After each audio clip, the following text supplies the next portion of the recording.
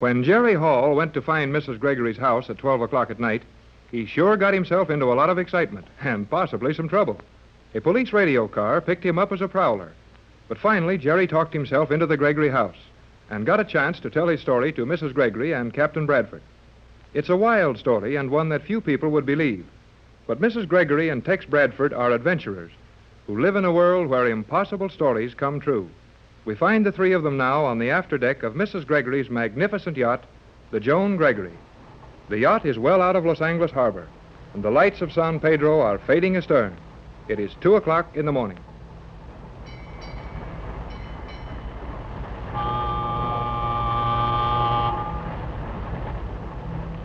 Golly whiskers. We're really on our way to find the magic island. Not much magic in a wild goose chase like this. Now, Tex, let Jerry talk.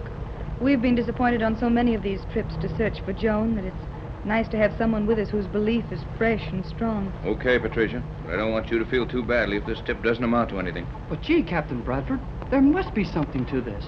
We both got the same radio message. Yeah, that's what's too good to be true about it, son. You're the most suspicious fella I ever met. Never mind, Jerry. The captain has all my interest to look after, and his suspicions are my protection. All right. I'm on the yacht with you anyway, and we're going to Honolulu, or wherever that message came from, and see the old sailor. Then we'll get all the story and know just where to go in the South Seas to find your little girl. It all sounds mighty easy the way you tell it, Jerry. But there's a lot of water between here and the islands. And 14 years have been torn off the calendar since the shipwreck. You're right, Tex. And I suppose it's foolish of me to pay too much attention to this message, but I've never believed that Joan perished in that shipwreck, and I just can't give up trying to find her. I'll help you all I can, Mrs. Gregory. Golly, but this is a swell night, isn't it?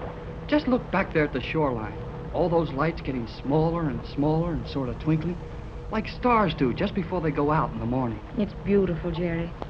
The only thing I like better than sailing out of this harbor is sailing back into it again. Well, if you two can be spared from the poetry class for a few minutes, we'd better get to the radio cabin. I want Jerry to get acquainted with our set. Then we'll have to turn in. It's after 4 bells. Oh, boy. 2 o'clock in the morning. And time you were asleep, Jerry. Oh. Let's go in the cabin with Tex and see the radio, then we'll all turn in. Captain. Here comes the skipper.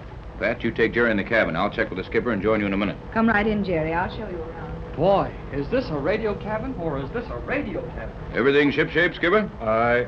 We don't know what our course is to be, but for the time being, we're chasing a radio message that probably came from somewhere in the Hawaiian Islands. So just hold a general course on the regular lane until I change it. Aye. We've a new hand aboard.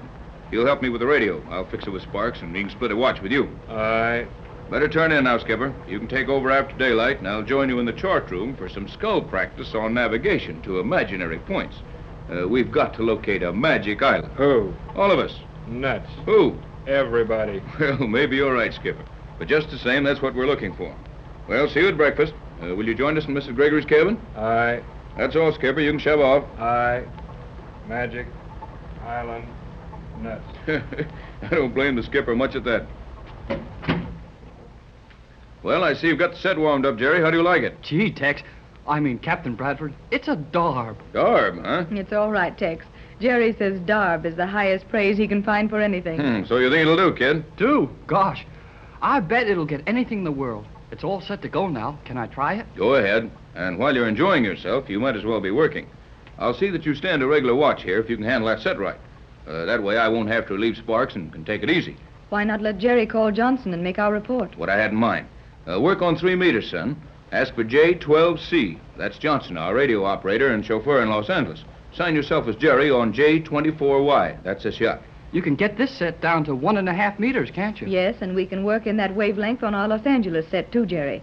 That's how we heard the message about the dying old sailor and his magic island with a little white girl on it. That's where I got it at home, too.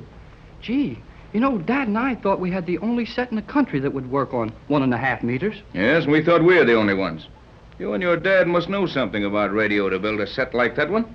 Funny, too. Well, no funnier than you having one. You see, my dad has studied radio all his life. He doesn't have to work anymore and just plays with it all the time. We can send on 1.5 meters, too. Yes, I thought you could. Why, Tex, what do you mean? Oh, I know what he means.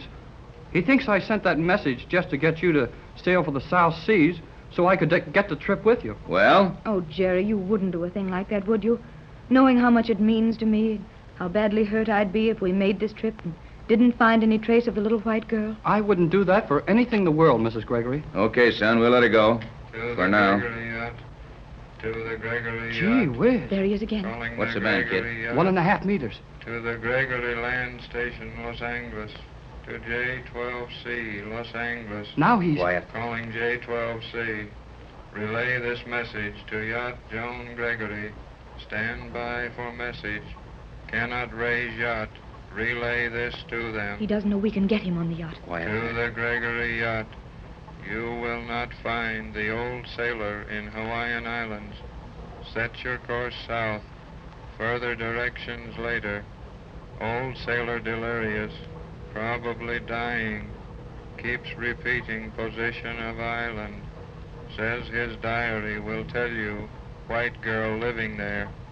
Island position. Latitude 29 degrees south. Longitude 124 degrees 30 minutes west. That is all. Repeat to Gregory yacht. Repeat to Gregory yacht. Gee, the same thing. Tex, the position was the same as given before. And the old sailor keeps saying there's a little white girl on the island. Yes, yes. What are you doing, Tex? Checking my directional beam finders. We've got to know where those messages are coming from. There's something wrong with them, all right, or they'd be signed. Why would anybody send a message without signing it, if they were honest? Maybe they haven't got a licensed station. Yes, here we are. He wasn't on long enough for me to get a very long curve on the graph for calibration. But one thing is sure. That message did not come from the west, north, or east. Then it had to come from the south. Yes, recording directional receiver shows only direct impulses.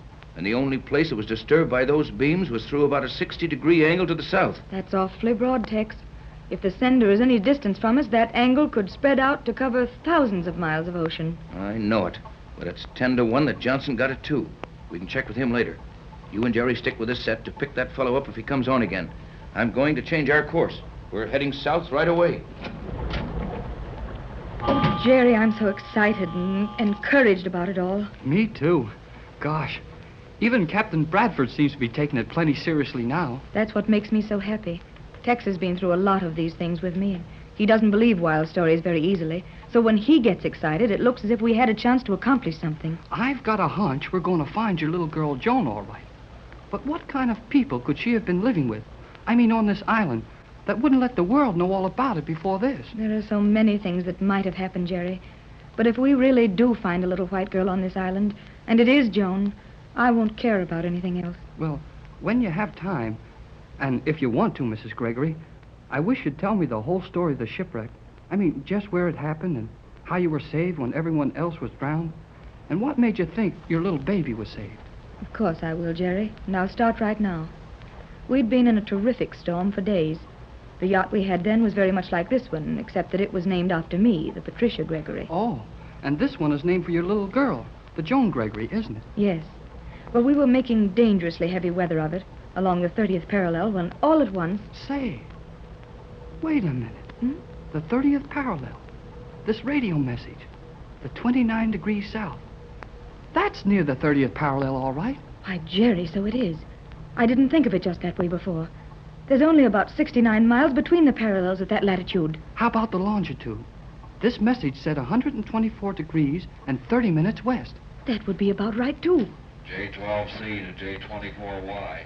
J12C to J24Y. Is that Johnson? Yes, Jerry, acknowledge him. Hello, J12C. Jerry Hall for Captain Bradford on J24Y. Go ahead, J12. Go ahead. Never heard of you, Hall. We'll talk only to Bradford. Can you beat that? That guy drove us to the boat, but he never heard of me. I'll explain it to him, Jerry. Let me have the microphone. Hello, Johnson. Hello, J12C. Patricia Gregory to Johnson. Jerry Hall is okay. He's the boy we brought with us. Tex is out on deck. Jerry authorized to do relief watch on this set. Confirm receive that. Okay, Mrs. Gregory. Okay, work with Jerry Hall on J24Y. Better get Captain Bradford in cabin for this message. Have important relay for you. That's what we heard direct, I'll bet. Oh, here's Tex now. Tex, Johnson's calling. Wants you to take over for this relay. Okay, J12. Bradford, go ahead, Johnson. Relay of message just received. Logged it on 1.5 meters. More about the old sailor and his island. Position repeated, correct as given before. Break, J12. Break it, Johnson. Okay, J12. We got it direct. Now check your directional graph. Get me the best line you can on it. I'll hold the set open. Checking graph now. We'll report when finished. Now we'll have something definite to go on when we want to set our course. Good old Johnson is always on the job. And his instruments are really better than these portable ones. Maybe so, but, well, I don't understand how we can localize that radio beam better than you can right here. He can't, but he has a chart exactly like this one, in front of him at this minute. And when he gives me his reading, I log the line of it right here. Then extend the line I have from our reading, and the point where those lines cross should be a pretty accurate location for the radio transmitter we're receiving those messages from. Beam falls in zone 1-8. Zone 18 south. 18 south. Zone 18, 18 south. Okay, Johnson. Stand by. Now, can you get at your figures pretty close to it? If we were farther from Johnson, the angle would be better, but Tex should hit it fairly well. By George, there it is. And those lines cross almost on the 30th parallel. Golly whiskers, 30 degrees south. And the message said the Magic Island was 29 degrees south. Nobody said anything about a magic island. Oh, Tex, let Jerry call it anything he wants to. If we can only find it and my little girl is still alive. Don't say if, Mrs. Gregory. We're going to find your little girl, Joan, on a magic island.